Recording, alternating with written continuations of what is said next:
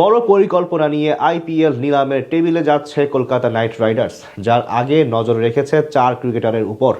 কেকেআরের সংক্ষিপ্ত লিস্টে আছেন কাটার মাস্টার মুস্তাফিজুর রহমান, তার সাথে আরও 3 ক্রিকেটারকে পেতে চাইবে তারা, যেখানে একজন বিদেশি ওপেনারের সাথে আছেন তাদের এক পুরনো সদস্য। মুস্তাফিজ সহ নিলামের আগে কলকাতার নজরে থাকা 4 ক্রিকেটারকে নিয়েই বাকিটা জানবো রিপোর্টে। সাকিব আল হাসান, মাশরাফি বিন মর্তুজা এবং লিটন কুমার দাস বাংলাদেশ ক্রিকেটের 3 প্রজন্মের 3 টি-20 অধিনায়কই খেলেছেন ওপার বাংলার ফ্র্যাঞ্চাইজি কলকাতা নাইট রাইডার্সের হয়ে। বরাবরই কথিত থাকে বাংলাদেশি ক্রিকেটারদের প্রতি বিশেষ সফট কর্নার আছে ফ্র্যাঞ্চাইজিটির। ভাষাগত এবং ঐতিহ্যের দিক থেকে মিল থাকায় কলকাতার ভক্তরাও তাদের পছন্দ করেন। সেই তালিকায় এবার যুক্ত হতে পারেন কাটার মাস্টার মুস্তাফিজুর রহমান। আগামী 16 ডিসেম্বর অনুষ্ঠিত হবে 2026 ইন্ডিয়া প্রিমিয়ার লিগের মিনি অকশন। ছোট পরিসরের নিলাম হলেও সবগুলো দলের তুলনায় সবচেয়ে বেশি অর্থ মজুদ আছে কলকাতা নাইট রাইডার্সের কাছে। নিলামের টেবিলে সর্বোচ্চ 64 কোটি টাকা নিয়ে বসবেন শাহরুখ খান, যেখানে তাদের কিনতে হবে 6 জন বিদেশি সহ 10-এর অধিক ক্রিকেটার। আর তাই তো অকশনের মঞ্চে যাওয়ার আগে বেশ ভালোভাবে হোমওয়ার্ক প্রস্তুত করেছে তারা, যার জন্য এরই মধ্যে 4 জন ক্রিকেটারকে টার্গেট করে রেখেছে ফ্র্যাঞ্চাইজিটি। যেই তালিকায় প্রথমজন হলেন Aussie pace allrounder Cameron green.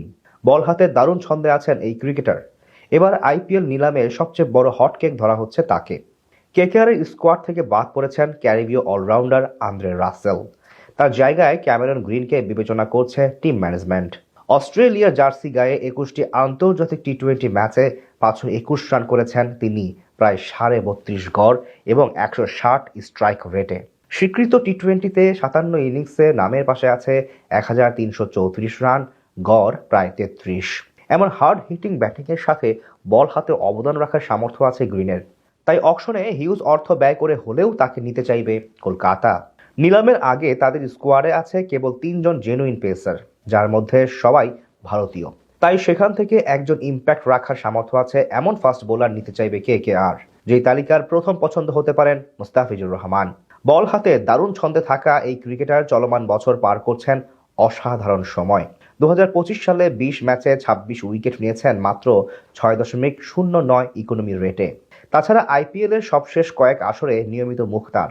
চলমান আইএল টি-20 লিগেও আছেন নিজের চেনা ছন্দে। সেক্ষেত্রে ফিজের প্রতি হাত ভেড়াতে পারে কলকাতা। 2025 আইপিএলে তাদের সবচেয়ে বড় সমস্যা ছিল ওপেনিং পজিশন। ফিল সল্টকে ছেড়ে দেওয়ার পরিণাম হারে হারে টের পেয়েছিল তারা। সেই কারণে নতুন করে আরও একজন ওপেনার এবং সাথে উইকেট কিপিং পারেন এমন কাউকে খুঁজছে ফ্র্যাঞ্চাইজিটি। সেই পছন্দের তালিকায় আছেন কুইন্টন ডি কক। রিটেনশন পদ্ধতিতে তাকে না রাখলেও নিলাম থেকে কিনে নিতে চাইবে কেকেআর।